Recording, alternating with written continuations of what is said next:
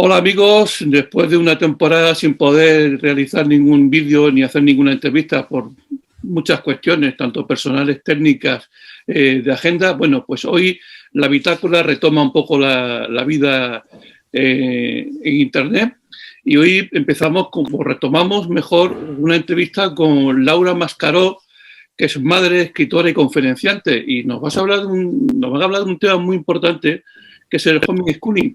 Pero bueno, ante todo, gracias Laura por estar con nosotros y atender a la bitácora. Muchas gracias por invitarme. Bueno, yo lo primero que quisiera es que, hablaras un poco de ti, para más o menos quien no te conozca, que dudo que haya persona que no te conozca a estas alturas, pues un poco sepa quién eres y luego ya entramos en materia. Y bueno, si quieres ya podemos ya aprovechar, a la vez que te presenta, nos habla de lo que es el homeschooling y a partir de ahí ya pues, nos ubicamos. Perfecto. Pues bueno, mi historia personal y profesional van ligadas totalmente. Yo soy abogada, ahora no estoy ejerciendo, pero esa es mi profesión y mi vocación también. Es cierto que también he tenido siempre vocación de educación y siempre quise tener hijos.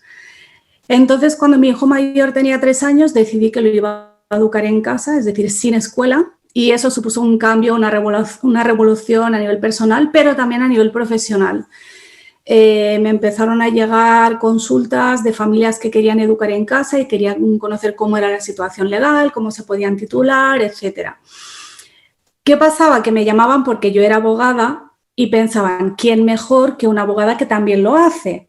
Entonces la llamada, que empezaba siendo puramente jurídica, siempre acababa con ¿y cómo le enseñas a leer? ¿Y cómo te organizas? ¿Y cómo haces cuando no te hace caso? ¿Y qué haces cuando...? Y dije, bueno, ahí hay una necesidad, ¿no?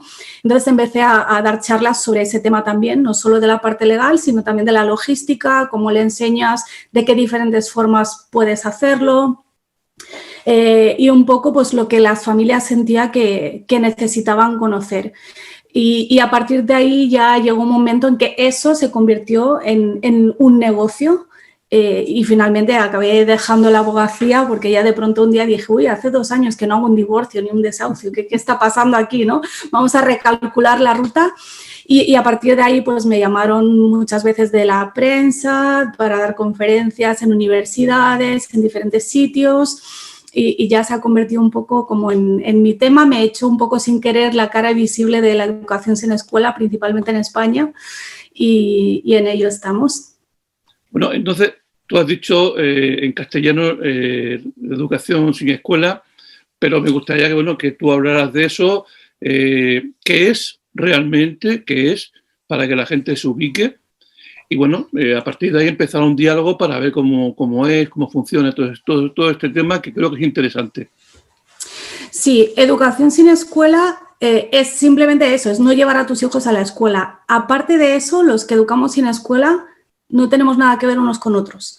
Solemos decir que hay tantas formas de hacerlo como familias lo hacen, ¿no? Y eso también es un poco lo bonito, porque precisamente normalmente lo que busca la familia que decide que su hijo no va a ir a la escuela es una educación personalizada, que es algo que ni el mejor colegio te puede dar. Por eso a veces a mí me preguntan, ¿cómo tendría que ser el colegio para que tú llevaras a tus hijos? Es que mi decisión no es contra el colegio, no es porque no haya un colegio que me guste. Es que aunque tuviera los mejores colegios al lado de mi casa, yo seguiría educando en casa porque considero que para mi familia en este momento es lo mejor. Entonces, quiero dejar muy claro eso, que no siempre es un rechazo al sistema, aunque sí es cierto que muchas familias llegan a la educación en casa porque han tenido problemas en el sistema. Y especialmente en España el sistema escolar, que a mí no me gusta llamarlo educativo porque no es lo mismo, es muy rígido. Entonces, sobre el papel, la ley te dice que hay libertad educativa y que esa libertad se concreta en libertad de creación de centros docentes y libertad de elección de centros. Cuando luego eso en la práctica no es así. Tú intenta montar una escuela en España y verás que te ponen tantos requisitos que acabas montando una como las miles que ya existen. Pero si quieres hacer algo radicalmente diferente, no vas a poder, no es legal. Y lo mismo a la hora de elegir el centro. Sobre el papel, las familias tenemos derecho a elegir el centro que queramos, pero luego hablemos con las familias a ver si eso es así realmente. No, y en la última modificación de la ley ya ni eso, ya te van a decir a dónde vas, ya no te dan la opción a elegir. Y aunque tuvieras realmente libertad de elegir el centro, si todos los centros son más o menos iguales, ¿de qué me sirve esa libertad? Si yo no tengo un centro que esté más enfocado en tecnología o en artes o que tenga otro tipo de horario. Por ejemplo, hay familias que educan en casa por un motivo tan simple y tan absurdo como que el colegio es por la mañana y los padres trabajan por la tarde. Y esas familias dicen, ¿yo cuándo voy a ver a mis hijos? Y por ese motivo deciden desescolarizar, no nada contra el sistema, ni por motivos pedagógicos, ni ideológicos, ni nada de eso. A veces es tan simple como eso, el sistema me está complicando mi vida familiar y no voy a permitir eso. Por no hablar ya de toda la gente, pues niños de altas capacidades que no están bien atendidos en los colegios, niños que sufren bullying y colegios que no saben solucionarlo, que no digo que no quieran, pero que la cuestión es que llega un momento en que tú como padre te planteas que tu primera obligación es salvaguardar la integridad de tu hijo. Y a veces pues no te queda otra opción. Entonces, es triste que muchas familias llegan a la educación en casa por ahí, por el hecho de el colegio no responde a nuestras necesidades, nos está creando más problemas y no nos queda otra opción. Tú te defines, o al menos te he escuchado definirte como unschooling, porque, sí. Porque te he visto alguna otra conferencia e he intentado pues, dejar un poco tal. ¿Qué diferencia hay entre esos dos términos? Unschooling, que viene del inglés no escuela, es una de las muchas formas que hay de hacer homeschooling, que sería simplemente educación sin escuela o educación en casa. Ahí el debate sobre cómo llamarlo también es otra cosa. Entonces, como dije, hay muchas formas de hacerlo y el unschooling estaría como en un extremo. En un extremo tenemos el que replica el colegio pero en su casa, con sus asignaturas, sus horarios, incluso sus exámenes, sus tareas y demás. Por entre medias hay muchas otras cosas, hay gente que trabaja por proyectos, gente que hace educación clásica, que eso es algo que en la escuela no encuentras, gente que aplica la filosofía de Montessori o de Waldorf o de cualquier otro pedagogo. Y en el otro extremo estaríamos los unschoolers, que son los que no separamos el aprendizaje del resto de la vida. Es decir, si tú vienes a mi casa un martes, te va a parecer que es como que estamos de vacaciones a lo mejor, ¿no? Porque no estamos sentados a la mesa de la cocina con el cuaderno de matemáticas. ¿Eso significa que mis hijos no aprenden? No, significa que aprenden de otra manera, con otros horarios, con otros materiales y con otro ritmo. Que para nosotros es igual de educativo un libro de texto o una clase magistral como una visita a un museo, como ver una película o jugar un videojuego. Que no todo está en los libros y que no todo viene a través de un profesor y de una forma formal, valga la redundancia, ¿no? Entonces, mis hijos han aprendido a leer porque en mi casa hay libros y en la nevera hay imanes con letras y jugamos con eso y porque es algo que se han encontrado un poco en su día a día, sobre todo cuando son pequeños. Cuando son mayores ya ellos mismos buscan un poco más de estructura, ¿no? Pero cuando son pequeños se trata de que los padres cambien la mirada y vean eso, que el aprendizaje está en todas partes. A muchos nos ha pasado que de pronto descubrimos que nuestro hijo sabe algo que nunca nadie le ha enseñado. Y es como, pero a mí me pasó con mi hijo y el inglés. Y estábamos en Londres y de repente él lo entendía todo, tenía 10 años, y nos quedamos sorprendidos de decir, pero ¿tú en qué momento has aprendido inglés? Porque no éramos conscientes. Luego mirando atrás, digo, vale, porque veías vídeos en YouTube, porque su mejor amiga es medio canadiense, entonces cuando él iba a casa de esta niña la oía hablar con su madre y se le iba quedando, por los videojuegos, por no sé qué, y fue aprendiendo y no nos dimos cuenta. Y eso pasa, bueno, el inglés es como una cosa muy obvia, pero pasa con muchas otras cosas que de repente dices, esto no sé de dónde ha salido, pero es maravilloso. Oye, pero ¿esta práctica en España es legal o es alegal? ¿En qué situación se encuentra en España actualmente el homeschooling?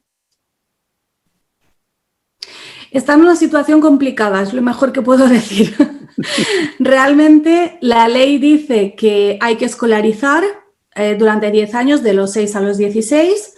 Toda la normativa de educación está redactada de manera que solo contempla una opción, que es la opción de la escuela homologada por el Estado, y el Estado solo homologa escuelas presenciales, que esa es otra. Hay gente que está en escuelas a distancia, pues eso tampoco le vale al Estado español. Es cierto que no se persigue activamente, que la mayoría de las familias no tenemos ningún problema. Mi hijo ya tiene 16 años, ya está fuera de la obligatoria y nunca ha ido al colegio y no ha pasado nada. Pero también es cierto que si tú ya estás dentro del sistema y quieres salir, no hay un procedimiento previsto para eso. No está previsto que un niño pueda salir del sistema y ahí es donde muchas familias tienen problemas porque, claro, ¿qué haces si tu hijo sufre bullying o tu hijo tiene necesidades especiales que no se están atendiendo y sabes que lo tienes que sacar de ahí y no hay forma? O sea, no hay un papel que presentar en una ventanilla, ni nada, no existe la posibilidad porque el expediente solo va de centro a centro y hay gente que se ha llegado a ir del país. Y luego, además, no tenemos exámenes que puedan hacer al final de cada ciclo, incluso al final de cada curso, como en otros países. Si mi hijo se quiere sacar la ESO por libre, tiene que esperar a los 18 años, cuando él con 14 tenía el nivel perfectamente, pero no se me permite que se examine. Es una cosa que no tiene sentido. En España hay mucha tradición de exámenes libres y de educación a distancia. La gente estudiaba por correspondencia. Eso era muy común. Y España es pionera en educación a distancia universitaria. La UNED, la UOC son referentes mundiales. Pero en primaria y secundaria no podemos educar a distancia. Son de esas incongruencias que hay y la situación en la que estamos es esa. Estamos un poco en terreno de nadie. Si estás fuera del sistema, estás fuera, pero estás fuera para todo. Tampoco te vas a titular. Y si estás dentro, es difícil salir. Entonces, para llevar esto a cabo, para realizar esto en tu casa, ¿hace falta algo básicamente? ¿Alguna instalación, alguna cosa? ¿O cómo os organizáis? ¿Cómo una familia decide, vamos a hacer esto? Pero claro, me imagino que para llevar a ese punto tendrás que planificarte, tendrás que organizarte. ¿Cómo lo hacéis? Sí. Por volver al tema legal, a nivel legal no hay ningún requisito porque no existimos, ¿vale? Entonces, eso en parte es una ventaja porque nadie te dice, no, tienes que ser doctor en pedagogía o tienes que tener cierta renta o algo así, ¿no? Entonces, cada familia lo hace realmente como buenamente pueda o como que considera. De hecho, yo misma, que llevo 13 años educando en casa, podría decir que cada uno de esos años la organización ha sido diferente, porque las circunstancias eran diferentes, porque no es lo mismo tener un hijo que tener 2 o que tener 5, no es lo mismo tener bebés que tener adolescentes o que tener una mezcla, no es lo mismo vivir en un sitio que en otro. Yo, por ejemplo, empecé educando en casa en Menorca, que es un sitio muy pequeñito donde todos nos conocemos, donde por la tarde me iba al parque y mi hijo estaba 4 horas jugando con otros niños, que después me mudé a Madrid y aquí de pronto no conocía a nadie, en los parques no había niños. Y era como, bueno, ¿y ahora qué hacemos? Y ahora estamos en un piso en vez de en una casa, luego ya nos fuimos a un pueblo. Entonces, claro, en función de las circunstancias, tú te vas adaptando.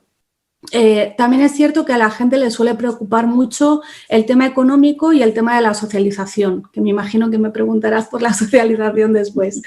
Y eso también es algo que depende de las circunstancias de cada momento. Nosotros ahora tenemos una organización. Ahora ya no hacemos unschooling con el mayor porque él decidió que quería saber que él ahora que tiene 16 años y ya está como fuera, tenía curiosidad por saber qué se estudia en cuarto de la ESO y si él sería capaz de hacerlo. Entonces, su padre y yo buscamos el currículum de la ESO, vimos qué asignaturas había y vimos qué opciones teníamos cada uno de nosotros personalmente de dar esas asignaturas y en cuáles necesitábamos un refuerzo. Entonces, él tiene una profesora para todo lo que es ciencia, tecnología, matemáticas, que la tiene desde que tenía 12 años, que fue una elección de él y eso para mí es importante, no lo ha hecho obligado. Y tiene también una escuela de música online.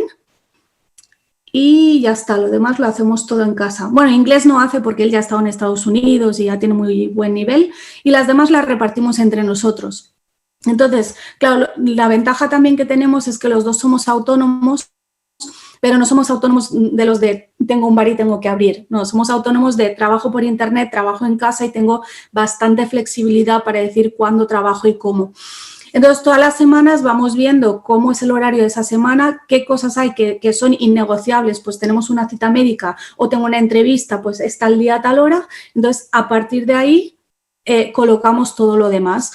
Y nada, y el chico estudia pues igual 2 horas al día. no más, y es que no hace falta más. Y le hemos puesto exámenes de los exámenes libres de la ESO y se los saca perfectamente. Oye, y no es porque sea especialmente brillante, que podría decirlo con orgullo, es porque como realmente está haciendo esto porque quiere, esa es la diferencia. Sí, no, la motivación evidentemente es un punto a favor y siempre ayuda mucho a una persona motivada a la desmotivación de decir tengo que hacer esto, eso es evidente. Oye, has hablado un poco de que vosotros sois autónomos, pero conoces, me imagino que son otros casos, otras familias.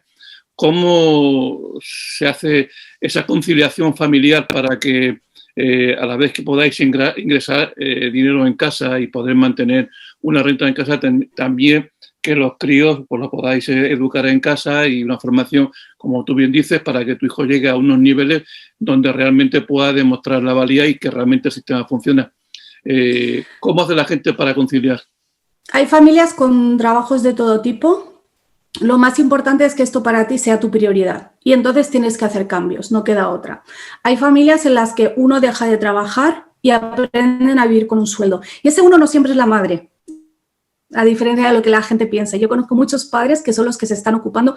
De hecho, ahora con el COVID mi marido tuvo que cerrar su empresa y ahora la que trabaja soy yo y él es el que está con los niños y se ocupa de la casa. Y hay muchas familias así. Hay familias que trabajan a turnos, eso a mí me parece muy duro, yo trabajar por la mañana, llegar a mediodía y decirle hola, dame a los niños y tú te vas, me parece muy duro a nivel de familia, pero cuando tú tienes claro que lo quieres hacer así, haces el esfuerzo que haga falta. Hay muchas familias que se han mudado para vivir en un sitio donde sea más barata la vida, por ejemplo, y mucha gente acaba emprendiendo, invirtiendo, buscando ingresos pasivos, otros recursos. Porque realmente si tú vas a estar 8 horas en un trabajo más 1 o 2 de camino, ¿qué sentido tiene que tus hijos estén en casa si van a tener que estar con otra persona o los vas a tener que llevar con otra familia? Realmente esa no es la idea. Entonces, normalmente las familias siempre buscan una de estas opciones, o vivir con un sueldo, que se puede, si quieres puedes, o hacer turnos o empezar a emprender o algo así. Pero sí es cierto que la mayoría de las familias tienen que hacer cambios en ese sentido, el dónde vives, el cómo vives y el de qué vives. Otra cosa que me gustaría comentarte, bueno, que nos comentaras y nos dijeras un poco la situación en los países de nuestro entorno. Hay mucha diferencia, por ejemplo, con Francia, con Portugal, que son los países un poco más de referencia por tener los más cercanos. Sí, cambia mucho de un país a otro. Es verdad que aquí, como aquí no estamos plenamente legalizados, siempre decimos, en los países de nuestro entorno se puede educar en casa. Pero si luego te pones a realmente lo que dice la ley y cómo es la práctica, hay muchos países en los que sí se puede educar en casa, pero tienes que inscribir, como quien se inscribe en el cole, tienes que seguir su currículum y tienes que examinarte. O en Francia también tienes que seguir el currículum y pasar inspecciones de educación. Y si tienes, creo que son 2 seguidas que no las superas, te mandan al colegio. En Francia directamente no se puede y te pueden incluso meter en la cárcel. Entonces, de un país a otro hay mucha variedad y es un debate que tenemos en España desde hace muchos años, el decir, bueno, si aquí un día nos legalizaran, ¿cómo querríamos que fuese esa legalización? Porque entiendo que a muchas familias nos gustaría que nos legalizaran como en el estado de Texas, que es completamente libre, que nadie viene a decirte qué puedes y qué no puedes hacer, pero luego si tú quieres te examinas y tienes tu título. Pero entiendo que eso en España, yo sinceramente no veo que pudiera pasar eso. Somos una sociedad muy intervencionista y no veo que eso pudiera pasar. Pero hay intermedios que sí serían posibles. En Inglaterra, por ejemplo, también es bastante libre, en Irlanda es bastante libre, en muchos países de Europa solo se pueden determinados concretos como de enfermedad o por motivos religiosos, que al final sí se puede, pero es tan restrictivo que al final no se puede. Y en Centroamérica y América del Sur, la mayoría de los países simplemente consideran que es constitucional. La ley no dice ni que sí ni que no. Entonces, como ninguna ley te dice que no y la Constitución dice que hay libertad educativa, te dejan que eduques en casa. Y desde el momento en que te permiten examinarte por libre, ya tácitamente están aceptando que pueda existir un niño que no ha ido a la escuela. Para mí ahora un poco la lucha es que se vea el resultado. Porque cuando yo empecé a hablar y mi hijo tenía 3 años, me podían decir, bueno, ya veremos, ¿no? Pero hay chavales que ya son adolescentes y que son adultos. Hay gente con 30 años que se ha educado en casa y eso es lo que se tiene que ver. No necesariamente no es un Lumbreras y es un Nobel de Química, porque tampoco ese es el objetivo de todo el mundo, pero sí ver que al final son personas con educación y con recursos y con vidas completamente normales. Y creo que eso haría que a la gente se le quitara un poco el miedo, que al final no es más que un miedo a lo desconocido. Oye, has comentado antes que en plena pandemia tu marido tuvo que cerrar su trabajo, la empresa, y tú te hacías cargo de los críos. Y ahora pues, estás trabajando tú y estás en casa. ¿Cómo ha afectado la pandemia a la educación sin escuela, al homeschooling en España, que tú sepas? A ver, a los que ya educábamos en casa realmente por lo general no nos ha afectado más que a las familias que les haya pasado esto. Pues te has quedado sin trabajo, pues como tantos otros que con o sin cole han tenido que buscarse la vida. Pero sí ha afectado porque muchas familias que nunca se habían planteado educar en casa, de pronto decidieron no volver al colegio en septiembre por diferentes motivos y eso es muy importante también separarlo. Pero de pronto era como que la gente que antes te miraba raro, de pronto te miraba como, ay, cuéntame más, porque ahora yo también estoy en casa con mis hijos.